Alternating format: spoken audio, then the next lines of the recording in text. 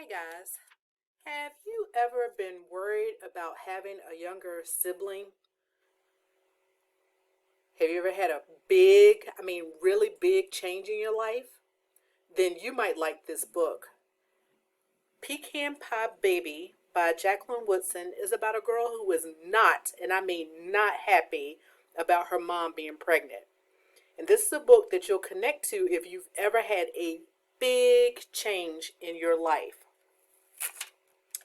Now keep in mind that as you read this year, picture books, short stories, poems, novels, you'll notice that the author leaves little gaps in the story. They don't tell us everything. We'll need to use the details to help us infer, to fill in those gaps. And readers do this by thinking about how a character feels and asking why it is important. And we'll do some of this work today. So let's get started. Pecan Pie Baby.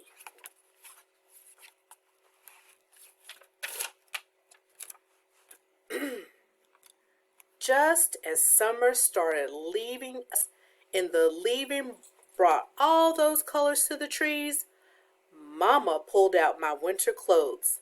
Time to give away the stuff that's too small, I said. This didn't used to be a mini dress. Mama smiled. Let's keep it, Gia.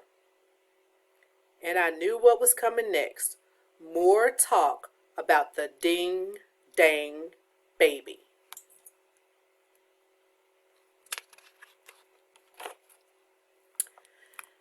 I don't know why we have to keep my old stuff, I said.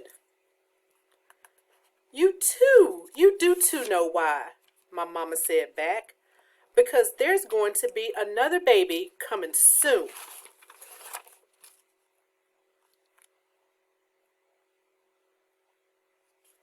Not real soon, right? Probably by the time the first snow's on the ground, Mama said. Cool, huh? Not very, I said. So now I'm going to think aloud. Readers, I can tell already that Gia is not excited about the baby. And how do I know? Let me think. Because she said, ding dang baby. Right back here, she called it a ding dang baby. In her response to the baby coming soon. And I'm wondering, why does she feel this way? Let's see. Let's find out. Let's find out.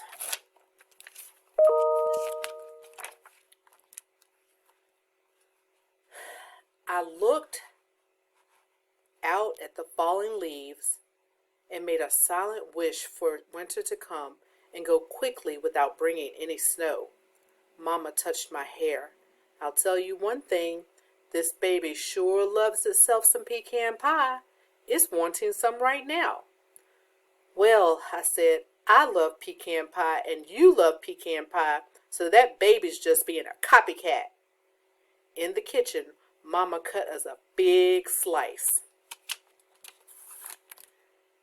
I'm realizing that Gia likes being with her mom and doesn't want a copycat.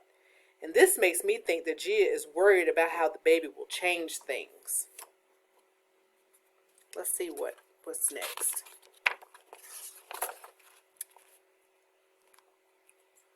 By the time it was jacket weather, everyone was talking about that baby. You want a boy or a girl? My friends Juna and Ami asked at recess. And my friend Trixie said, let's play Mama's Having a Baby. Mama's having a baby, people are going crazy. If it's a boy, give it a toy. If it's a girl, give her a curl. Wrap it up in toilet paper, send it down the escalator. First floor, stop. Second floor, stop. Third floor, you better watch out because S-T-O-P spells stop. When my friend Michaela slept over, she said, your mama better not put that baby in my bed, right? Because then, where would I sleep? Man, I was thinking, that ding-dang baby's gonna try to take the place of my sleepover friend.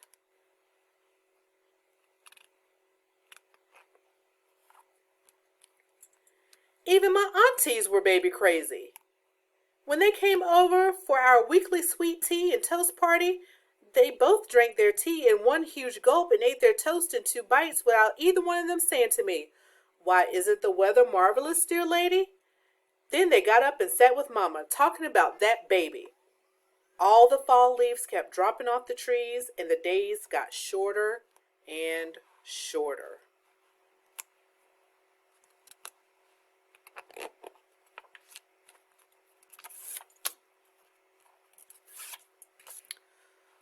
One Saturday, a huge box came, and all afternoon my uncles were in my room, scratching their heads and fussing with each other as they put that baby's crib together.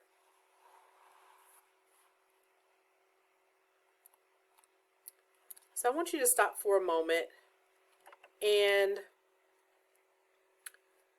I want you to talk to a family member or a friend. What are some other changes Gia is worried about? Or what are some changes that are already happening that is causing Gia some unhappiness?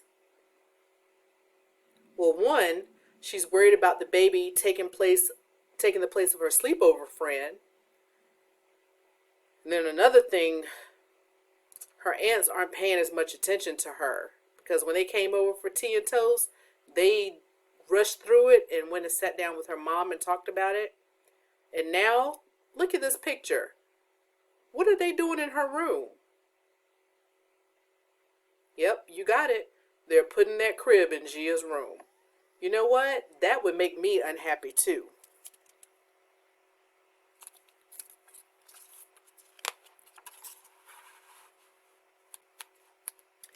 At school, my teacher read a book about a girl who was going to become a big sister. And when she finished reading it, everybody looked at me.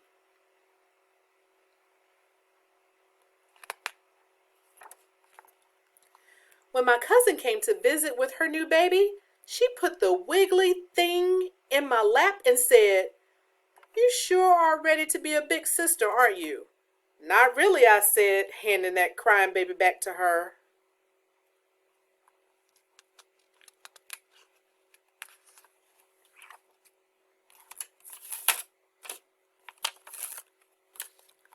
One night, Grandma took us out to a fancy restaurant.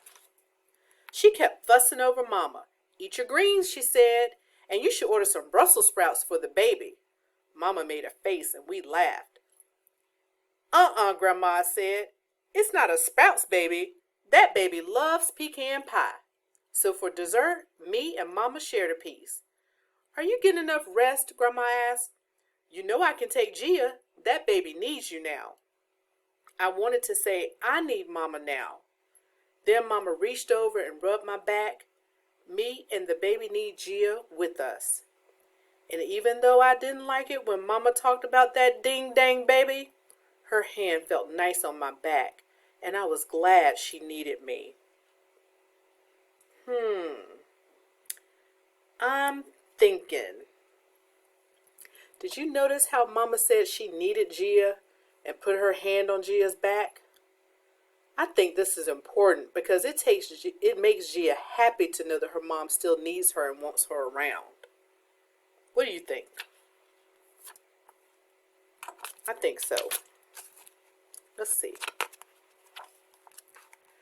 Some days I sat on my stoop thinking all about the years it had been just me and Mama. About us drinking hot chocolate and telling silly stories. About the mornings I jumped into her bed when it's still blue pink outside, snuggling up to her while she tried to keep on sleeping. Now that baby was going to change everything. I don't think she's too happy. When my cousins came for Thanksgiving, all anybody could talk about was baby this and baby that. "I'm so sick of that ding-dang baby," I said. But I guess I didn't say it loud enough because everybody kept laughing and talking and making plans for when the baby got here.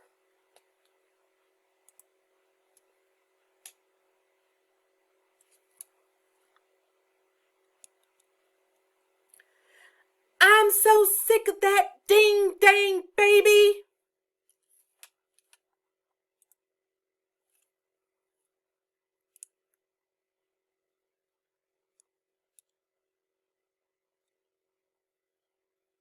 The whole table got quiet, and Mama sent me to my room. Uh-oh. Uh-oh.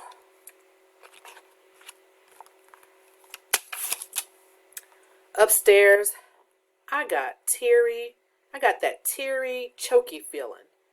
And even though there were a whole lot of people in my house, I felt real alone. Look at her in her room. Everybody's at her house for Thanksgiving. But she says she felt real alone.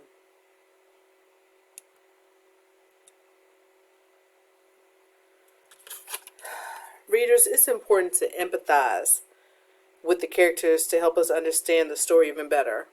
And when we empathize, that just means that we put ourselves in their place. So when is a time that you felt the same way?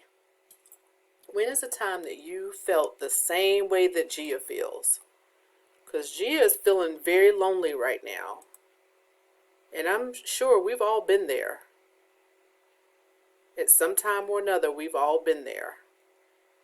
I'm sorry, guys.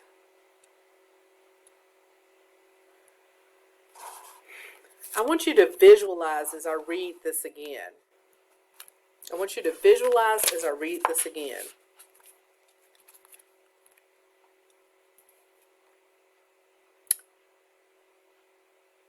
Upstairs, I got that teary, choky feeling. And even though there were a lot of people in my house, I felt real alone.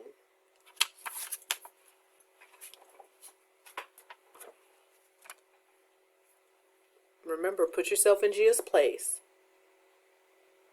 Connect with Gia and ask yourself, when have I felt this way?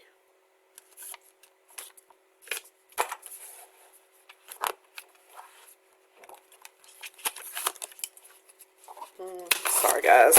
I got a lot of notes in this book. But that's what readers do. We stop and jot. We'll talk about that a little later. Later on, Mama came upstairs and sat beside me. I didn't look at her. You know what I'm going to miss the most when the baby comes, Gia? Mama asked. I know what I'm going to miss the most, I said. My whole life before the ding dang baby, Mama said. I smiled. Yeah, before that ding dang baby.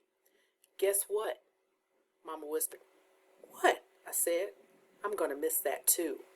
For real, Mama? For real. Those were the good old days, I said. Mama smiled.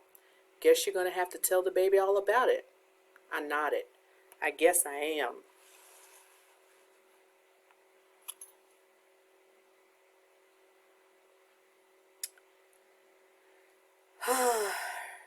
Readers, I want you to pay attention. And readers, pay attention. This is another time that Mama, who is an adult, pays attention to Gia's problem. And as I read, or I'm going to read again, I want you to be thinking about why this part is important. Okay? Later on, Mama came upstairs and sat beside me. I didn't look at her. You know what I'm going to miss the most when the baby comes, Gia? Mama asked. I know what I'm going to miss the most, I said. My whole life before the ding dang baby, Mama said. I smiled. Yeah, before that ding dang baby. Guess what? Mama whispered. What? I said. I'm going to miss that too. For real, Mama? For real. Those were the good old days, I said. Mama smiled. Guess you're going to have to tell the baby all about it. I nodded. I guess I am. What just happened? Turn and talk. What just happened?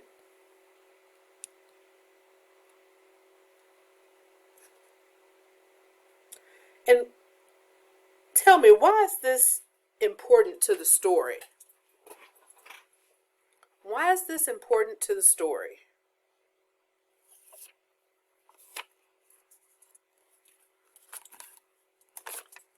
Okay, be thinking, why is this important to the story? All right. Then Mama hugged me, and we sat like that, just being all cuddly, with that ding-dang baby jumping around in Mama's belly. After a while, Mama said, "It's cold out there tonight. Weatherman's calling for snow. Then let's go out downstairs and eat some dessert before that ding-dang pecan pie baby gets here." Mama laughed because she knew, just like I did, how much the three of us loved ourselves some pecan pie. You know, guys, this book makes me think of times in my life where others were really excited, but I was not. And I'm going to tell you, for example, when I told my friends that I was moving to Georgia to be near Atlanta, they were all excited because Atlanta is the big city, and there are a lot of movie stars live here, and it's one of the largest airports, and I could fly from Atlanta to anywhere in the world, and I was going to be closer to Florida. They were all excited, and all I could think was, I don't want to move to Georgia. I don't want to move to Atlanta. All of my friends and family are here. So everyone else was super excited, and I wasn't. When was a time that this happened to you? I want you to turn and talk. When was a time that all the people around you were very excited about something, but you weren't excited?